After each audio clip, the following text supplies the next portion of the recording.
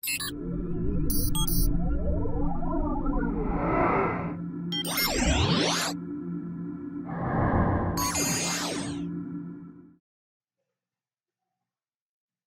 everyone, this is Britsimon. Welcome back to my channel. Yesterday I posted a long rambling video. I'm sorry about the rambling nature of the video. And it was about the information we'd received yesterday for selectee numbers, very important information. And hopefully a few of you have listened to the video or read my blog post about that. I've added a blog post giving some detail and some clarification to my thoughts. But I thought I would also go a little bit further. At the end of the video yesterday and during the video, I mentioned a couple of points that I would enlarge on. And so I thought I would go through that with you today briefly, if I could, and also raise a couple of other topics that will be significant in the whole process here as we go through. So the points that I plan to address in this video. I'm going to complete the points that are left over from yesterday's video, as I mentioned. I'm going to give some per region thoughts on selectee counts and whether individual regions can go current or not. And then I'm going to be talking about some other factors that will be important to DV2020 or potentially important, so that we can talk about those, get those on the table at this point. Okay, so in the video yesterday, we were talking about this set of data, and I discussed the derivative rate, the selectees that we've seen announced. This is the selectee count that we've seen announced by the government, and this is my assumed derivative rate, the number of people per case. And so this is a calculated and guesstimated. This is an estimate or a guess. The guesstimated number of cases per region. Okay, so as I mentioned yesterday, the density is much lower than has been in previous lotteries. That's an explanation why the case numbers are so dramatically high this year. It's not that there are more selectees, it's that there are a similar number of selectees to previous years, but they're spread over a wider range. I'm going to produce a brief video, I promise it will be brief, to show how that happens and why that happens, etc. Okay, so I also briefly touched on the expectation of the constant holds rate. There are three regions that have what I call limited countries, or countries that are limited during the draw process because they have so many entries. There are two regions that do not have those limited countries. So for OC and South America, the density rate or the holds rate will be the same all the way through the data range. It'll vary very slightly between, from if we took 100 cases at a time, roughly speaking, 27 or 28 cases in Oceania will be real cases within 100 cases. That's what this density number means. And the other 72 cases would be holds. Clearly, it's not going to be the same for every 100 cases throughout the whole range. Okay, and this is an approximation anyway based on what we assume to be the highest case number in each region. So that number could be slightly wrong. Maybe in one batch of 100 case numbers it's 65, maybe in another it's 75, but on average we're going to see something around about 70 to 72% of the case numbers in Oceania being holds. Okay, and in South America, the same sort of thing. It'll continue all the way through. So we'll see something like a 50-50 split between holds and actual real cases all the way through the number ranges. So again, as I made the point yesterday, if you're at case number 2000 in one of these two regions, you only have, in South America, you only have probably 1,000 cases in front of you, not 2,000 cases in front of you, right? And so I hope that that point is clear. So people have asked me when I've posted this spreadsheet, what was this oddball stuff column? Okay, so I produced this spreadsheet a few weeks ago in preparation for the numbers that I was expecting to be released in the visa bulletin. And I noticed some oddball things, some strange things going on. So, for example, Nepal, which is a limited country in Asia, was having case numbers as high as 13,000. Along with the high case number of 30,000 that we'd seen, these two things didn't really make sense. Nepal normally has all of its selectees concentrated in the lower case numbers. I can now see, with the increased amount of holes that we've seen in this year, why Nepal cases would be going to 13,000. If you want to think of it this way, in previous years, we've seen Nepal cutting off at 6,000 or 7,000, so that all of their selectees are concentrated within that early 6,000 or 7,000 range. Okay. In this year, that concentration goes up to a higher number. It's still a concentration, but there are less actual real cases, and so Nepal's number kind of makes sense if you think that there is much less density in front of case number 13,000. I understand people are going to be confused about this point. There are about 4,000 selectees, just under 4,000 selectees for Nepal. It is going to be difficult for some people to understand why there's a case number 13,000. Just try and understand that case numbers are not the same as selectee numbers. In fact, one case can have several people related to it. So if there are, let's say in Nepal, let's just round the number off and say there are 4,000 selectees, there's probably something like 2,000 cases. Those 2,000 cases are spread out over around 13,000 case numbers. Okay, so that really gives an idea of how many holes there are in the Asia region. Okay, same sort of thing for Ghana. Ghana, similarly, in Africa, is a limited country. Ghana has so many entries into the process, as I mentioned yesterday.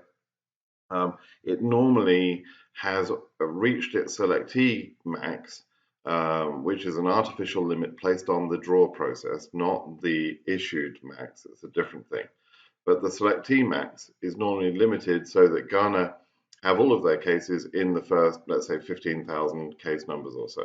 This year, I've seen Ghana cases up to about 50,000. They may be higher. And again, the reality is, yes, they're still limited, and I think they've been dramatically limited based on the new disqualification procedure, whatever that is, during the draw process. I mentioned it yesterday. But there's so many holes in Africa that the case numbers just go higher now. Same thing for Ukraine. Again, Ukraine and Uzbekistan traditionally are two countries that have a limited number of selectees during the draw process. And again, I've seen Ukraine numbers at very high ranges compared to previous years. So that's what I was considering as oddball. Now that I know the selectee numbers, I no longer consider any of this oddball. I'm comfortable with why this is happening. Okay, the next thing I wanted to explain was where we sit in terms of case numbers, etc., and selectees compared to previous years. And I prefer to think of this as case numbers rather than selectees. If we go through the regions, I think this will give you a bit of an idea of what I think about the likelihood of each of these regions going current or not. Just to be clear, going current for a region is something that happens towards the end of the processing year. So let's say around about July or August or September, KCC will have decided that there are enough visas remaining to satisfy all remaining demand. Okay, so they've spent the whole year processing up till that point, and they have already given out many of the visas. That's the scenario. But then they decide, okay, we've got, let's say 10,000 people left waiting for visas, and we've got 15,000 visas left. Therefore, we can't run out of visas, and we would rather make the whole region current, all regions current or whatever it might be. They've got enough visas for remaining demand. That's what that means. So they no longer have to limit them, and they no longer have to spread the work. Now, even if KCC were certain today that that they had enough visas for all demand in all regions, they would not make all the regions current on day one of the program. Why not? Because they want to spread their work. They want to spread the work for the embassies, for KCC, for the other agencies that deal with this. They want to spread that work over more of the year. They don't want to do all of the work in October of this year or October and November. They want to do interviews spread out over the year so that they can take advantage of normal staffing levels within the embassies. And these DV Lottery interviews will just slot into the normal part of each embassy's business. So they spread the work out, but at some point towards the end of the program, they may sort of release the floodgates and say, okay, we're going to make a particular region current. It has happened in previous years. It happened this year in DV2019, and it has happened in other years. What typically happens, or what often happens, is that one or two regions might become current and the other regions don't yet. Okay, so are we going to see current for DV2020? That's the big question I'm sure everyone wants to know. Okay, so we've got 31,000 selectees in roughly 17,000 cases in Africa. Okay, let's compare that to 2018. In 2018, there was a cutoff at the end of the year because there were too many cases. There were 32,000 cases. The case numbers went up to 52,000 something, although we have higher case numbers than that now. But as I've already explained, I hope you understand now, the case number is not important. The number of selectees is what's important, or the number of cases. So there was a cutoff in place at the end of 2018 at 39,500, but as I've mentioned, there were too many cases and there were too many selectees in 2018. Okay, so how about 2019? There were 25,000 cases in 2019. Now, 2019 was a bit of an unusual case because of the new document procedure that was introduced. I think all the regions to some extent have been impacted by the new document procedure, but most particularly Africa. Africa is always slow to react as a region to changes such as this. I'm not quite sure why, but perhaps it's sort of the levels of technology and access to information. Perhaps it doesn't feed out quite as fast in Africa as it does in regions. I'm not quite certain. But in reality, every time there's a major change in the lottery process, Africa is slow to adapt to that new change as a region. And this is a generalization. That's not the same for every country or every selectee. I'm just saying that I've noticed this over a period of years. Africa is slow to react. So some of the 25,000 cases that we've seen this year will have lost their opportunity by the end of this year, I'm quite certain of it, because they were slow to react or not quick to provide the DS260 and the documents that they were needing to be provided.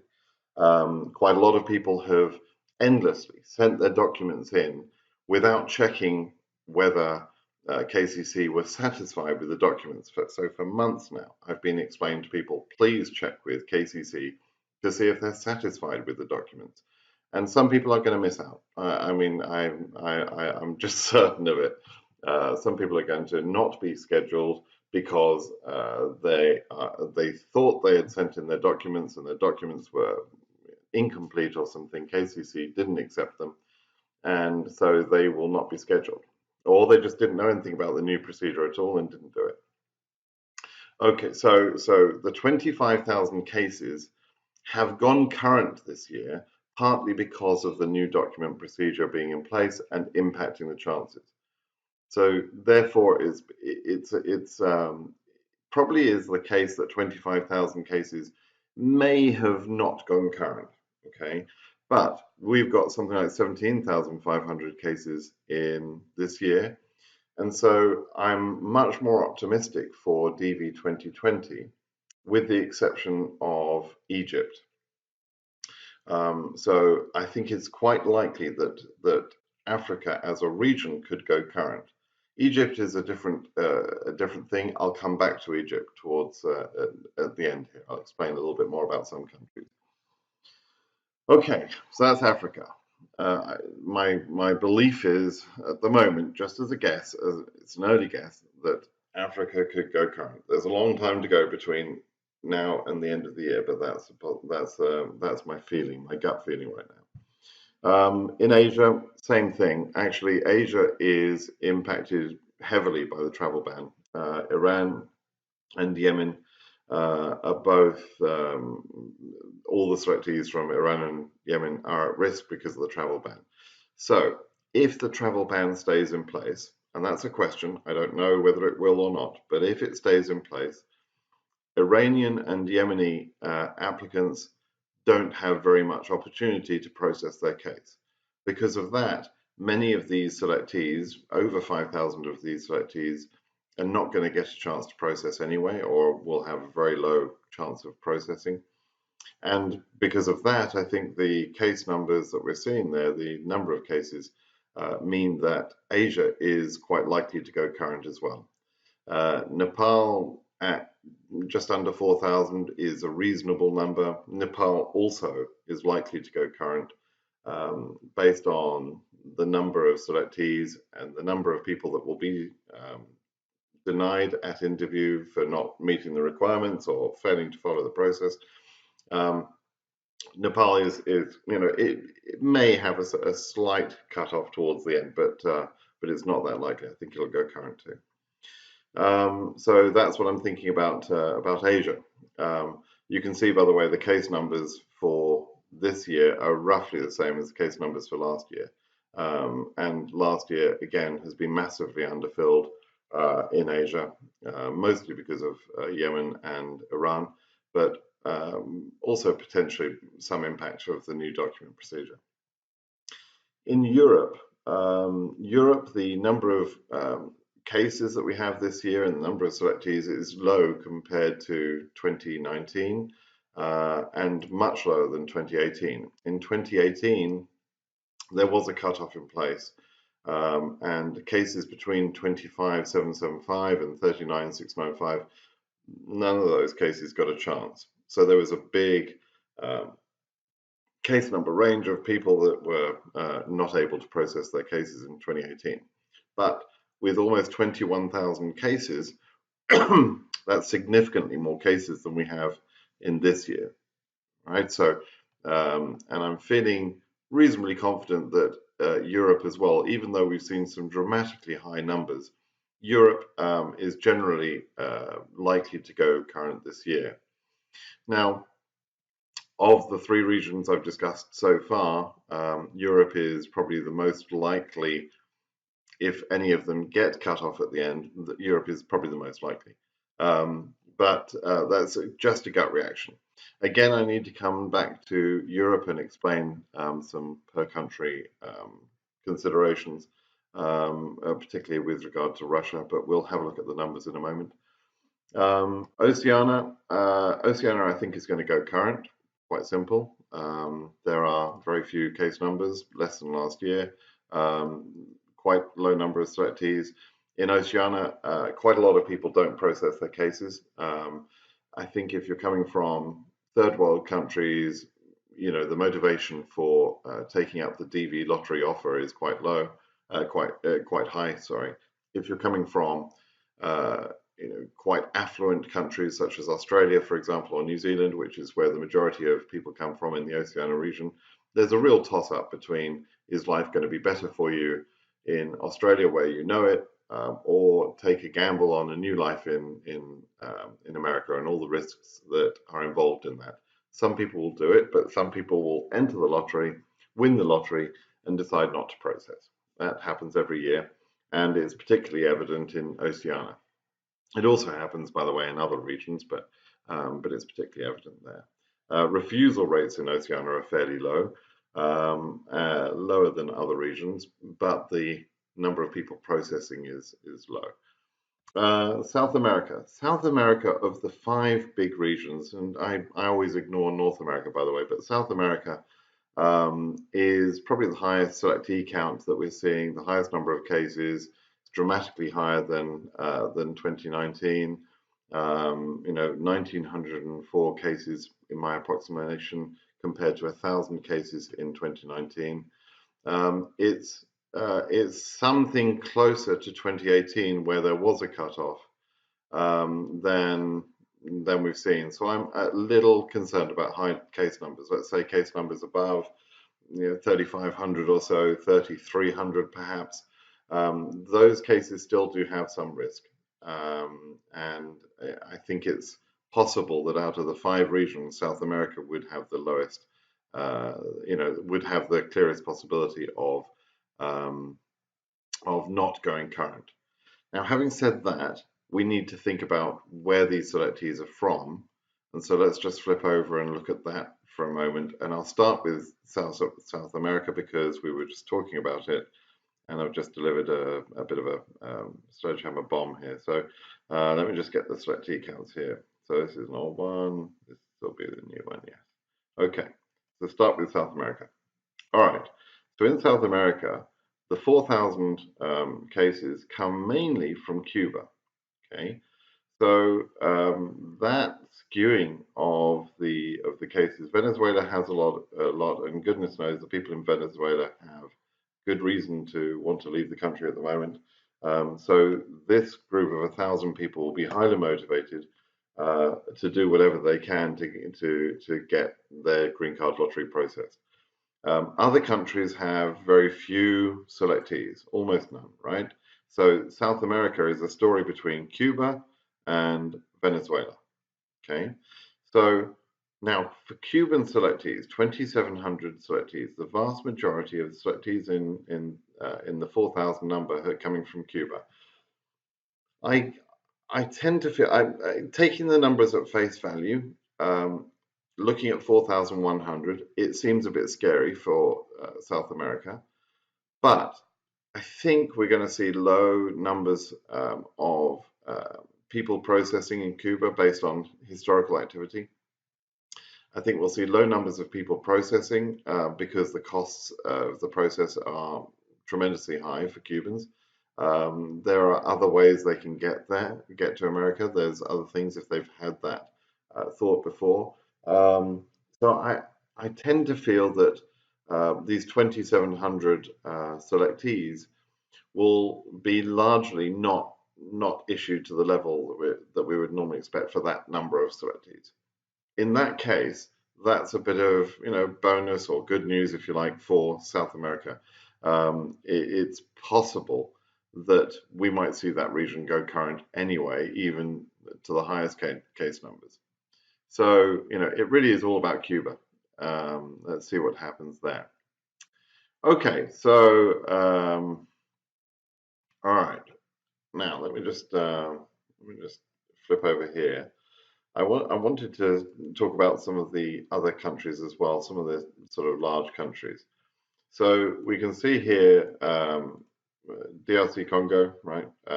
So the 4,700 selectees here. Let's look at some of the big numbers here. Algeria is 2,700. Cameroon has got 1,500 selectees. Ethiopia sees 1,974 selectees this year. Those are Morocco's 2,200. Those are reasonably big. Sudan, that's fairly big. All right, let's look at Egypt. Egypt is the biggest. So 5,568 selectees from Egypt. Now, there is a rule that applies to all immigration to the United States, that in any one given year, no more than 7% of the overall immigration can come from one particular country.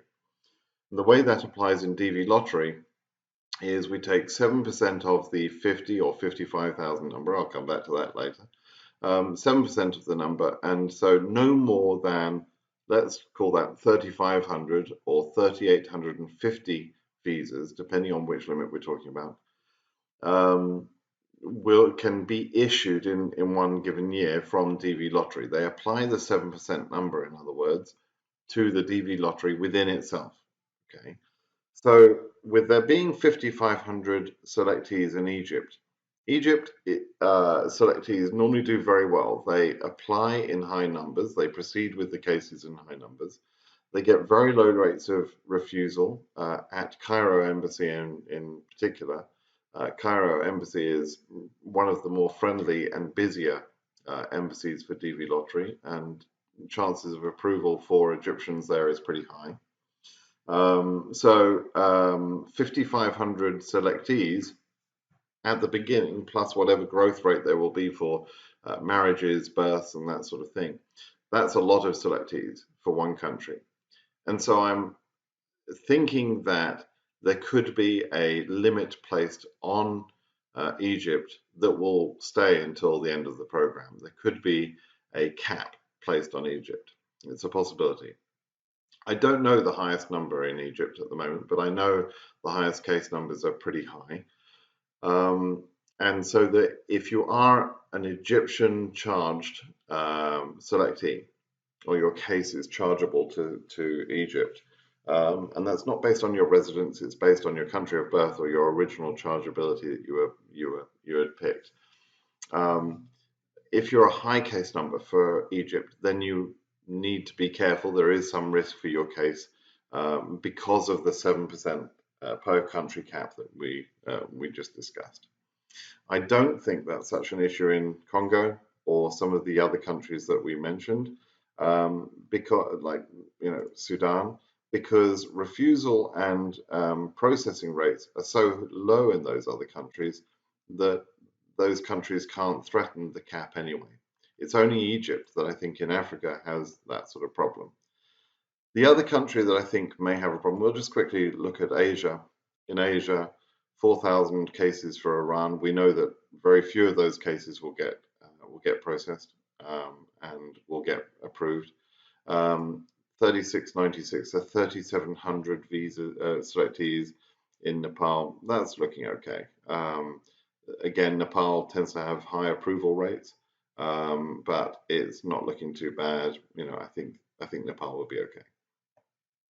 And then the other regions, it's actually quite nice to see some of these other countries starting to do better. I think that's an increase in some of these other countries in terms of selectees and entries.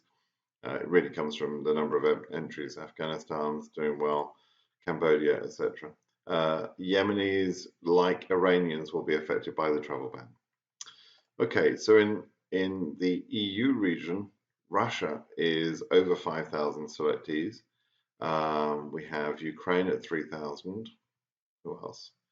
Some of the big ones, yeah. And Albania.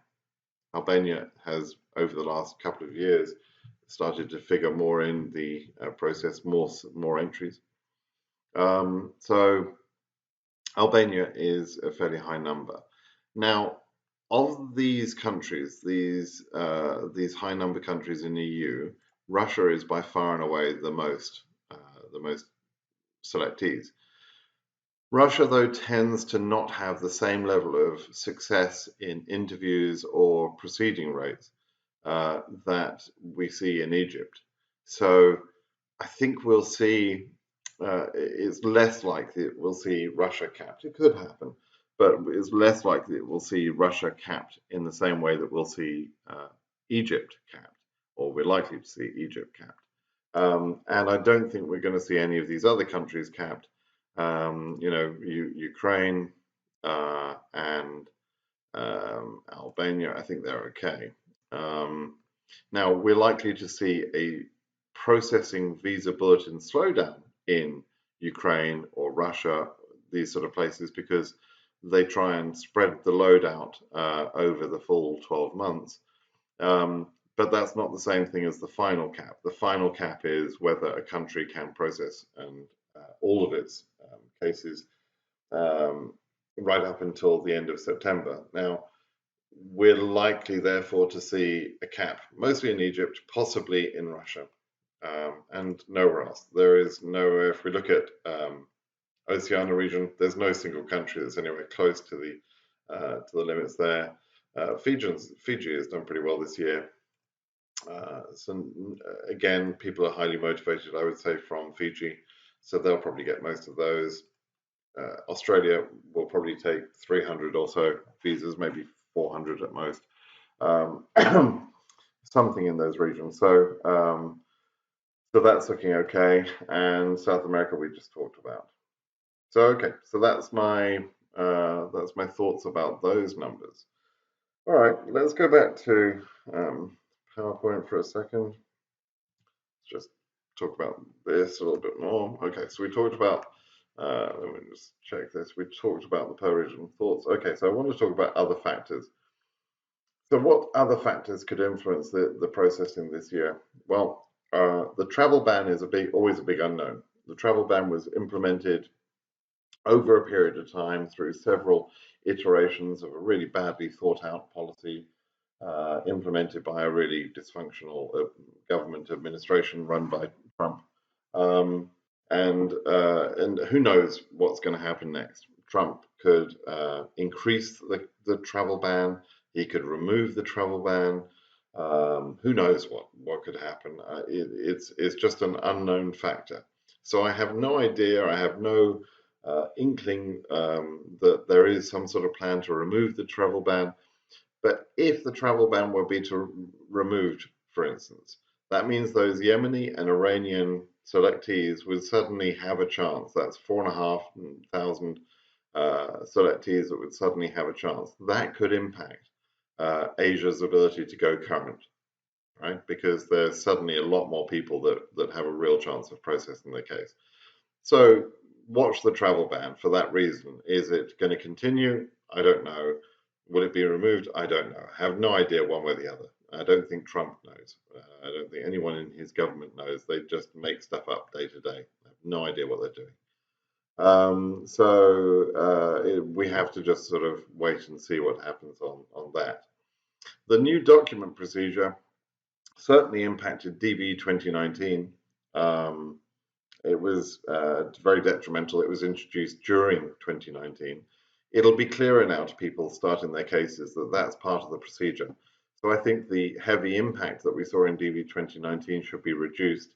However, it's also been clear, apart from the selectees not knowing what they're doing, there's a new department within KCC that is responsible for processing these cases, and they are responsible for asking selectees to send in the documents. They've been doing a shoddy job of that. They've been doing a really bad job of that, frankly.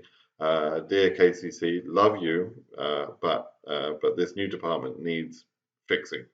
They're messing things up. Maybe they will be better in DV 2020. Maybe they're working out their procedures, implementing new procedures, creating new departments, creating a whole new business process. I understand that's difficult. It sometimes doesn't work that well in the first iteration. So hopefully those things will be better in DV 2020. Then the last point I wanted to raise was NACARA. This NACARA thing comes back year after year. We end up always discussing this one way or the other. So let me explain what NACARA is a little bit. NACARA, well, the original law that established the Green Card Lottery program established a number of visas available as 55,000 visas per year. Okay, but for many years now, there was an allocation of 5,000 of those 55,000 visas towards a program called NACARA. NACARA, I'm going to put this link in below, but it's a specific thing for refugees from some of the South American countries. It's not part of the DV Lottery program.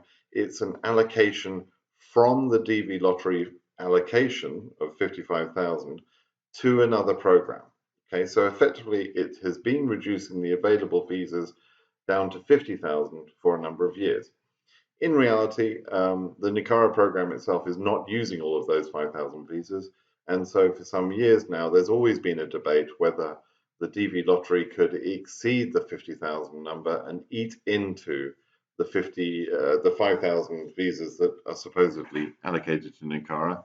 And in some years we have seen the 50,000 number exceeded, which suggests that the NACARA visas could be used if needed for the Green Card Lottery program. But there is a possibility being raised that the allocation could somehow have been returned to DV this year. The evidence, actually, I've got this the wrong way around, but the evidence that says the allocation is still in place. Basically, from here, let me just see if I can get to this website. Yeah, let's go over here. I'll show you this on the original entry instructions. Oops. Yeah, on the original entry instructions, there are a couple of references. Firstly, this is the DV2020 instructions that I'm sure all of you have read, right? Everyone's read this, I'm sure. So I'm being a little facetious now, obviously. Anyway, the 50,000 number is mentioned in this document here. This is the instructions. So right from the beginning, it should have been clear that we were talking about 50,000, right? And if we search for the word NACARA, there's an explanation of the 5,000 reduction that I just mentioned, and it says here the actual reduction of the limit began with DV2000 and will remain in effect through the DV2020 program. So now will remain in effect through the DV2020 program. That is the important wording. They're saying there that it will remain in effect. But these instructions were published in around about September of last year, and maybe since then there has been a change. Why do I say that? Well, okay, let's switch back to our PowerPoint here, and we can see this. Now, there's another forum that I go into with a great bunch of people, and someone there, Susie, has pointed out this difference in the letter that has been sent out to people in the 1NL, the you have been selected letter. So here's the wording from DV 2020, and here's the DV 2019. In 2019, it mentions specifically 50,000 visas available. It talks about 50,000 of the first 50,000 people registered, and then the wording in DV 2020 doesn't mention the 50,000 or the 55,000 number. So there's a change in the wording there, and it mentions 55,000, not 50,000. So Susie is rightfully, I think, intrigued by this statement here. I think it's a good point. Perhaps there has been some change. For that to have been the case, there would have been some sort of law change or policy change that would have been made after the original instructions for DV 2020 were written and up to now. So in that 1 year interim period, it's possible, but I haven't seen anything about that anywhere else. I haven't seen that policy statement. In fact, if I go out to, here, no, shouldn't have done that. Well, go there, so USCIS, NACARA. So if I go here, yeah, this is the current page describing NACARA, and it's still in place and it hasn't been updated since 2017. So there is some evidence for and there's some evidence against the argument that perhaps NACARA might have been reduced, or the impact of NACARA might have been reduced. So we don't really know is the answer. We don't know whether the NACARA possibility means that there'll be more visas available for DV Lottery this year or not. If there are, if we are looking at a 55,000 number, it increases the chances for high case numbers because there are more visas available. And in fact, if there truly were 55,000 available, then I would be quite positive, quite leaning towards, should we say, not positive, but leaning towards the possibility of a second draw in DV 2020. So it's a possibility. I don't know. We'll have to wait and see. We'll only really know over the end of over the whole program. Just a quick note here. Everything in this video is speculation. There's a lot of speculation in there. It's speculation with some knowledge, obviously, but really nothing is certain until the end of the year, which is September 30th, 2020, over a year from now. So please, people, watching this, I hope you will be sensible enough to not make definite plans based on what I've said here. We're talking about speculation. We're talking about possibilities. Please be careful. But I just wanted to give people the information that I'm seeing at the moment. And as the year progresses, we'll update the position. And if it looks likely that all regions are going to go current or something like that, then we'll know that by then. But for now, just be a little bit cautious, but perhaps a bit more optimistic than we could have been a couple of days ago. All right, thanks for listening. Please subscribe to my channel. Again, this has been another long video. I apologize for that, but this is important information, and hopefully this has been useful for you. All right, bye-bye now.